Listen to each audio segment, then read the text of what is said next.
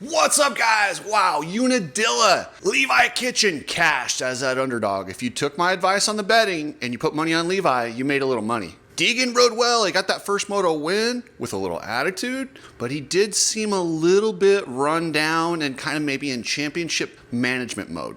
Triumph gets their first podium. Jalik Swoll.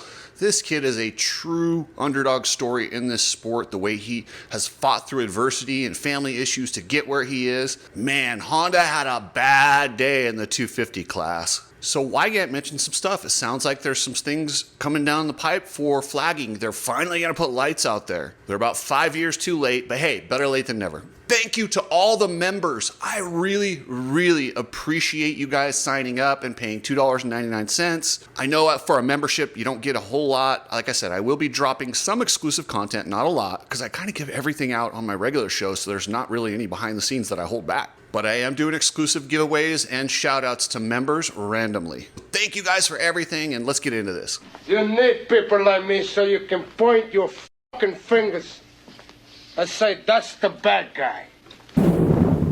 So Levi Kitchen had that amazing performance, and he went 1-1 at Millville.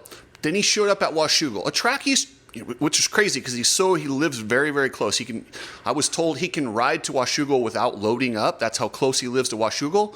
But he's not been historically very good at that track. And at Washougal, he looked beat, run down, tired, a shell of the guy that was at Millville and went 1-1. But with 2 weeks off, looks like he is rested and fired up. And in that first moto, when Deegan got by him and threw the attitude, threw that giant whip, and I don't know if you guys caught it, but after the race, right before they got to the tunnel, Deegan did this sick stoppie right in front of Levi. Those things, they matter. And then, his comments, Levi wants to win, and while they're friends and they might be cordial, those things sting. And I don't think Haiden cares to be friends. He'll be friends, but I don't think he cares about the friendship.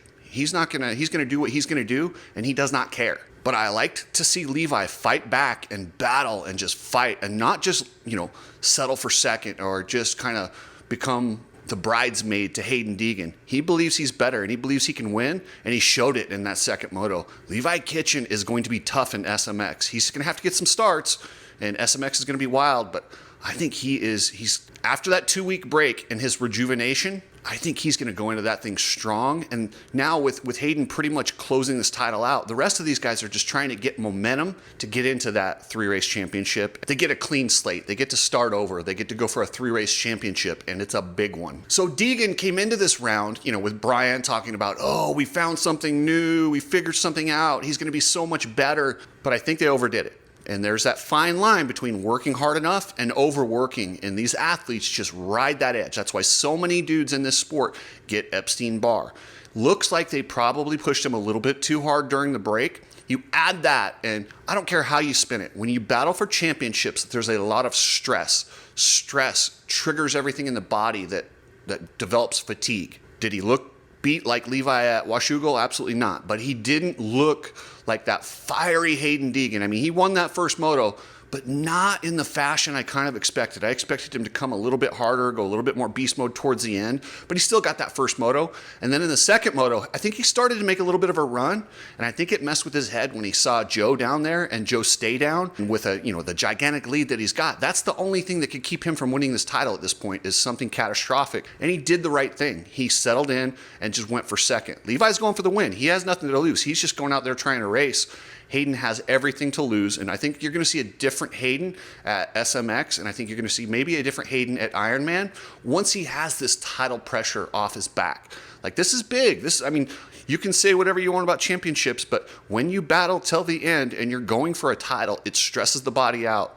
And there will be a big relief when this is off when he can stop thinking about points and just race again. Speaking of training, if you want some express workouts, head over to Complete Racing Solutions. Coach Rob has workouts for people who have jobs and different things they need to do during the week. Check out CompleteRacingSolutions.com.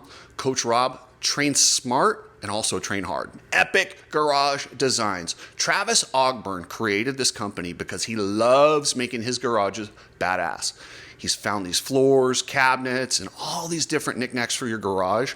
Go check out Epic Garage Designs. Get yourself some slat wall. It will clean up your garage, make it look far more organized and professional. Get yourself a bike mat to put your bike on. There's so many different items that he has developed over there. Check them out, epicgaragedesigns.com. How about Jalek Swoll getting on the podium on a Triumph? If you told somebody 10 years ago Triumph would get a podium in the 250 class at Unadilla, they'd be like, you're out of your mind. That's a street brand. They don't even do dirt bikes.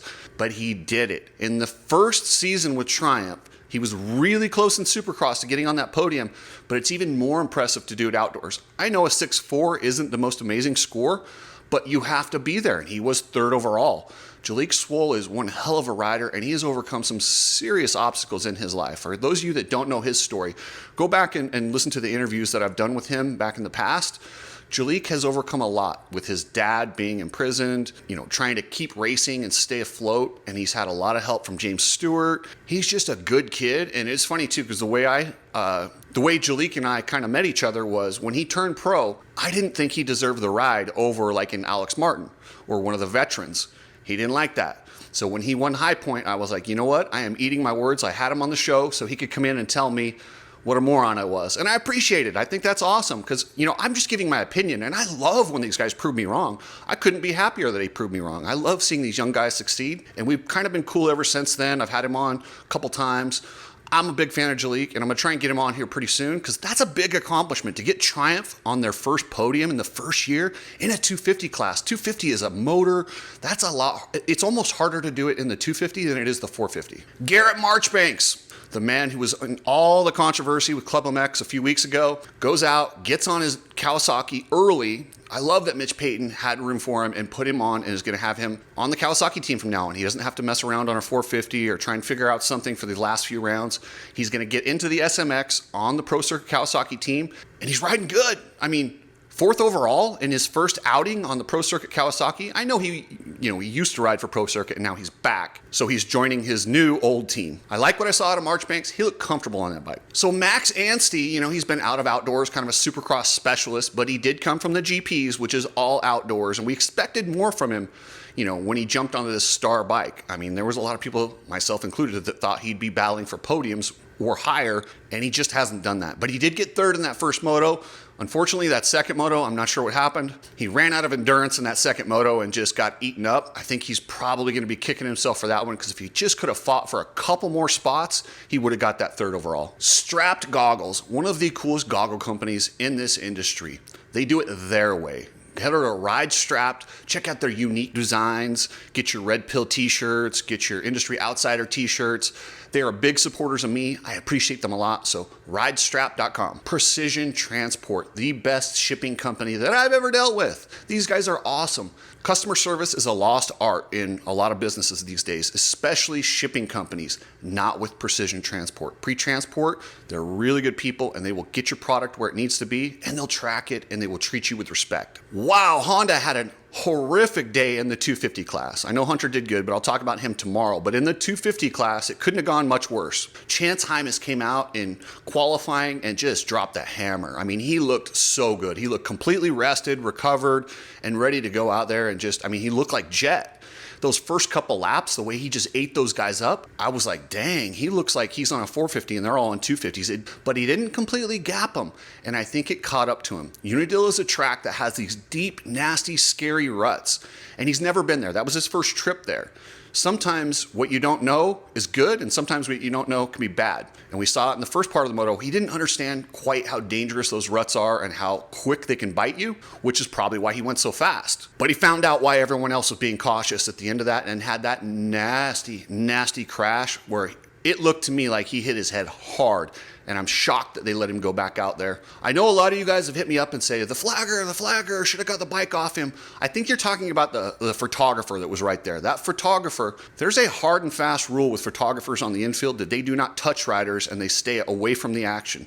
I understand it looked very bad, it could have been dangerous, but I'm not blaming that photographer. It's ingrained. Do not touch a rider. Do not help a rider. I mean, could you imagine if Hymas was completely okay and he just lifts the bike off him and he gets disqualified for outside help? That's one of the things that could happen if a photographer helped him. I'm going to cut that photographer some slack. you never know. Like it's a weird issue where I don't blame him for not lifting the bike off. If there was a flagger that was closer that did not do that, I didn't see that.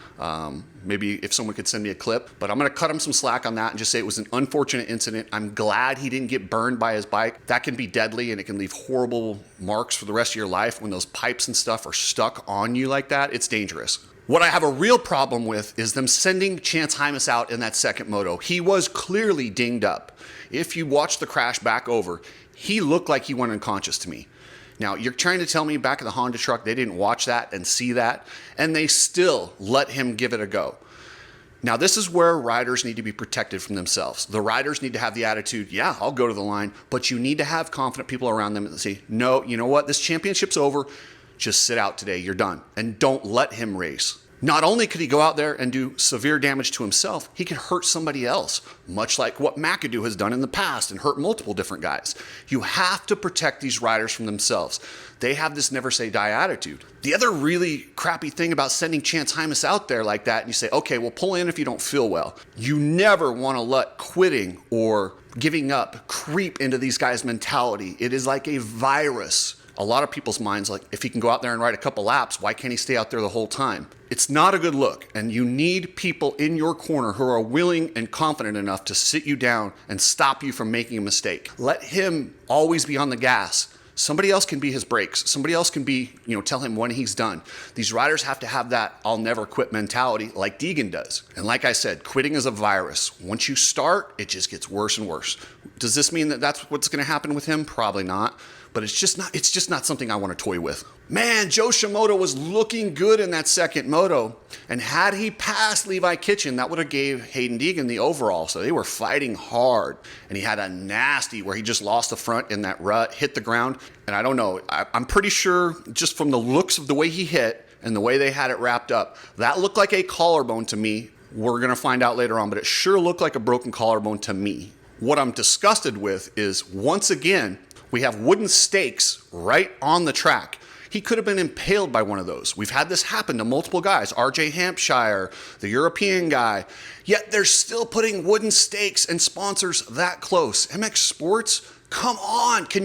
What is it going to take? Are you going to have to kill somebody before you'll actually take rider safety serious? You got really lucky here that Joe wasn't impaled by a wooden stake, but come on, man, move those things further off the track, figure something else out. You can't have this. It's disgusting. You got the flagger issue. You guys have been working on that. You're working on a light system. Okay, cool. This is unforgivable. This is straight up ignorance to move the banners that close. Everybody knows you're not, in the rule book, you're not supposed to do that. It's dead wrong on every level. And then after Joe crashes through the wooden stakes, they put him back up for the 450 moto in the same spot. It's stupid. What are you doing? Come on, man. Be better. All right, guys, that's it for today's 250 video. We'll be back tomorrow with a 450 video. And hey, if you haven't yet, head over to Lightning Rod Energy. If you want a pre-workout drink, just an energy drink that will kind of make you focus better if you're doing a long drive, these things are awesome and they're healthy. Go to Lightning Rod Energy and then use code COOKSY when you check out to get free shipping. And the member shout out I want to give today is a new member. I actually just checked out their channel. I thought it was so cool. This wasn't completely random. When I saw the name of them, Moto Meme and Whoop Monster, I had to check out that YouTube channel, and it's actually pretty decent. So go check that one out. They are Cooksy Mob members, and I really appreciate it. So thank you guys so much.